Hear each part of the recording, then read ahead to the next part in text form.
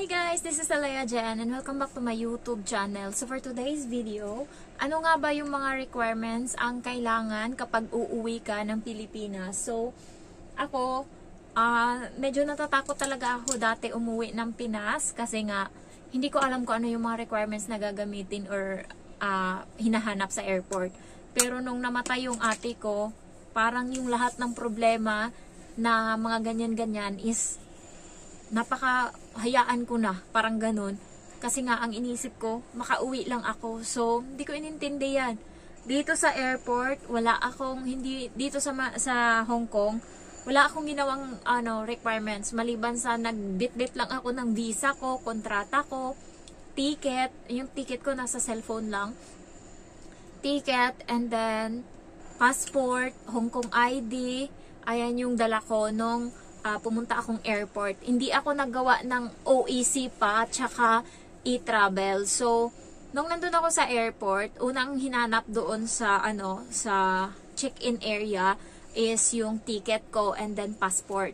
So, binigay ko yung ticket tsaka passport ko. Doon na nila ako binigyan ng ticket na may QR code. Ayan. So, doon na. Pagkatapos noon is dumiretso na ako sa loob. Doon naman may pilahan sa immigration and hinahanap nila yung Hong Kong ID.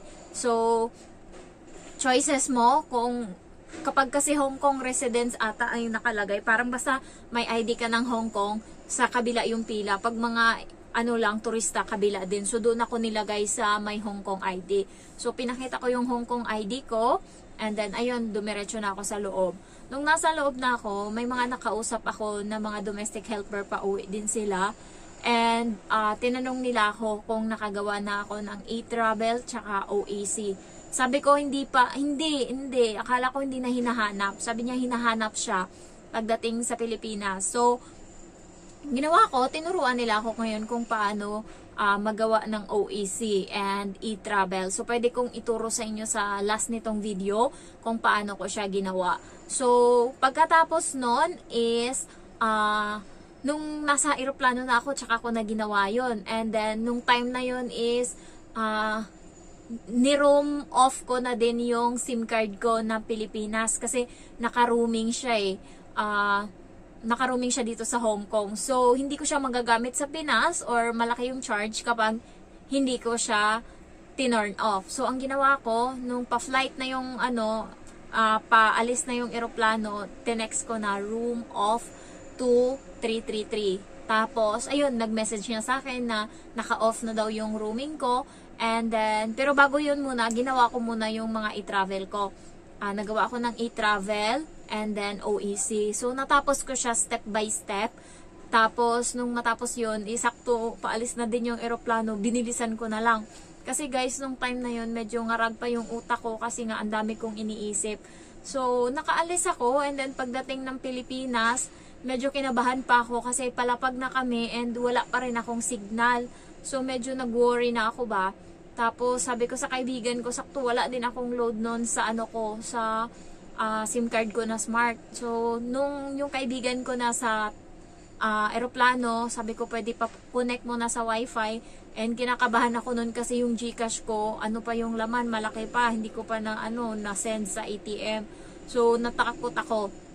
Ayun, pinakonect niya ako sa wifi, niludan ko yung sarili kong number, ayun, nagkaroon siya ng signal na okay na. So, yun, pagdating namin doon sa unang hinanap is e-travel. So, yung OEC is hindi siya hinanap ata, parang, oh yes, e-travel yung hinanap, and then, parang talaga, i-travel talaga yung hinanap guys. May ini-scan nun, ganon. Yun yung inano sa amin. And then, chinek yung ticket ata namin. May area yun doon sa airport. Nakalimutan ko na doon kami pinadaan ng mga domestic helper. And then, chinek yung namin, ticket namin and passport namin. Ayan, tas tinatakan. So, hindi naman hinanap yung OAC. Basta pagdating doon, may nag-i-scan ng e-travel. So, yun, mag-i-scan kayo. And, may kwento pala ako doon sa kasama ko na nag-flight na mukha siyang tomboy na guys. Mahaba daw yung buhok niya hanggang bewang. Kaso, may amo siya na tarantado, 95 years old na babae, matandang babae. Ginupitan siya, mahaba yung buhok niya. Alam mo, ginupit to dito, as in, lalaki na yung gupit niya. Inayos niya nga, pinaayos niya na nga daw yun eh. Grabe talaga. Tapos yung isa niyang katulong din, kinalbo din ng matanda na yun. Hindi nagtatagal doon yung mga pamilya ng matanda. Bali mag-isa lang siya sa bahay, tas dalawa katulong niya. Sinasahuran yun ng mga anak niya. Kasi nga, salbahe yung matanda. So, ang ginawa daw sa kanya, inano siya, salbahe pa daw yung matanda, kahit na 95 years old na. Tapos, ayun, kinalbo talaga siya as in, panglalaki yung gupit niya, parang ganito na lang guys. Tapos, akala ko nung una, tomboy siya, tapos naglalabas siya ng sama ng loob. Nung nasa eroplano na kami, sabi niya, salbahe yung amo ko na yun, tarantado yun, buti sana kung mamatay na yun. Galit na galit talaga siya. Sabi niya, kaya niya ako tinerminate ngayon, ano pa lang siya, parang 1 month pa lang siya. Tinerminate siya ng amo niya, kasi simula nung ginupitan siya, pag inutusan siya ng amo niya na, maghugas ka muna ng plato, hindi niya sinusunod na. Kung ano yung ginagawa niya, kung naglalaba siya, naglalaba lang siya, hindi niya susundin yung utos ng amo niya na maghugas ng plato. So maraming beses na inuutusan siya ng amo niya na maghugas, ganto-ganto, hindi niya sinusunod. Kasi sabi niya, sa galit ko sa kanya, wala na akong respeto sa ginawa niya sa akin. Kahit anong inuutos niya, hindi ko na siya sinusunod hanggang sa napagod siya. Kaya inalis niya ako. Yung kasama ko nandun pa, baka mapatay ko siya kasi pag hindi ko na simula nung inano niya ako, ginupitan niya ako, nag-iba na yung paningin ko sa kanya, para na siyang demonyo, sabi niya. So, yun yung naging kwento ko. So, ngayon, tuturuan ko kayo kung paano gumawa ng A-Travel and OAC. Ayan, so, sa kabilang cellphone. So, eto, punta kayo sa Google. And then, pindutin nyo yung Google. Search nyo yung A-Travel. Ayan, A-Travel. And then, click nyo yan.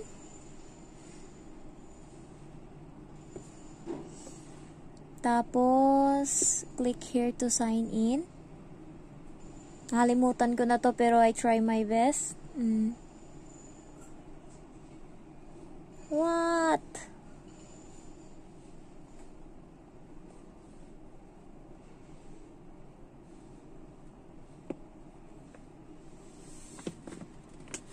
Bakit ayaw?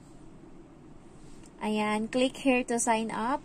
And then, login nyo yung meron na ako. Ayan. So, meron na ako, diba?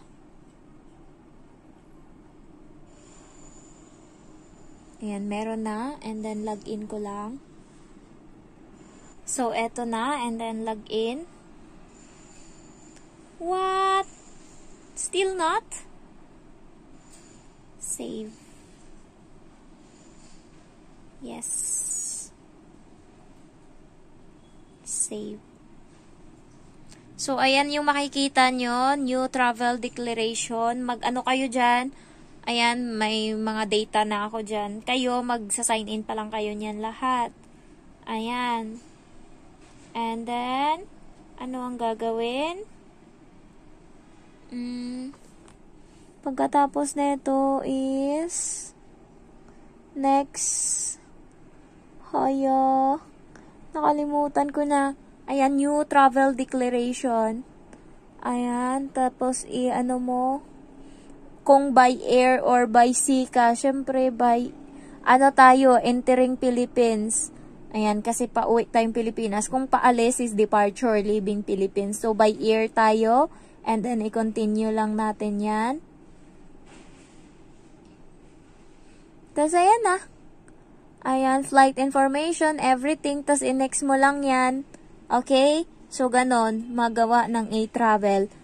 Simple. Are you sure you want to cancel? Yes. Ganyan lang ka-simple. Yung naman, OEC. Ganito siya, OEC.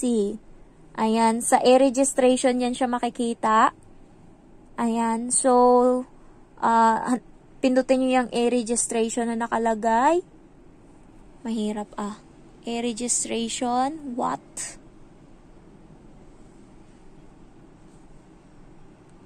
Ano ba? So, I need to log in first. Hindi na ba ako nakalog-in dito? Ito na yung ko ngayon. Ito na yung e-registration ko na area.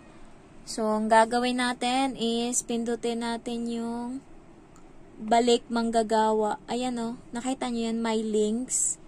Pindutin nyo yung balik manggagawa. Ayan. Next.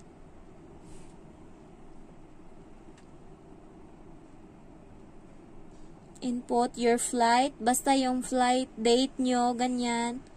Ilagay kaya natin April 29. Ayan. Next.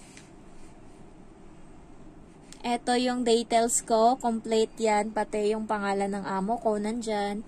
Kasi nga, kailangan guys yung e-registration nyo sa Pinas. Diba yung agency yung nag-aasikaso nyan. Diba hingan kayo ng e-registration. Tapos password. Dapat alam nyo. Tandaan nyo pa hanggang pag-alis nyo. Kasi pag-uwi nyo yung Pilipinas, kailangan nyo yan. Ayan. Edi tapos na. Next ko lang siya. Yes.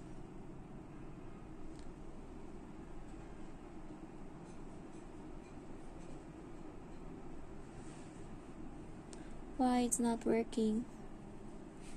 Ayan. Are you aware that you may face administrative sanction for declaring false information in relation to your in question number 1 same employer and question number 2 same job site? So, meron atang problem. OFW, clear principal verification, position, clear country, clear. So, meron atang problem guys kasi nga pa-end na ako ng contract. So,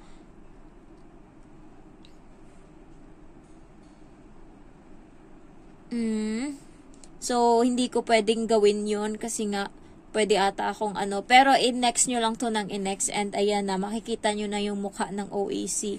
So, pakita ko na lang sa inyo yung mukha ng OEC. Ganto siya. Ayan, ganyan yung mukha niya. Ayan. So, ganyan pagkuha ng OEC. So, hindi ko pwedeng in-next yun kasi hindi ako uuwi. Baka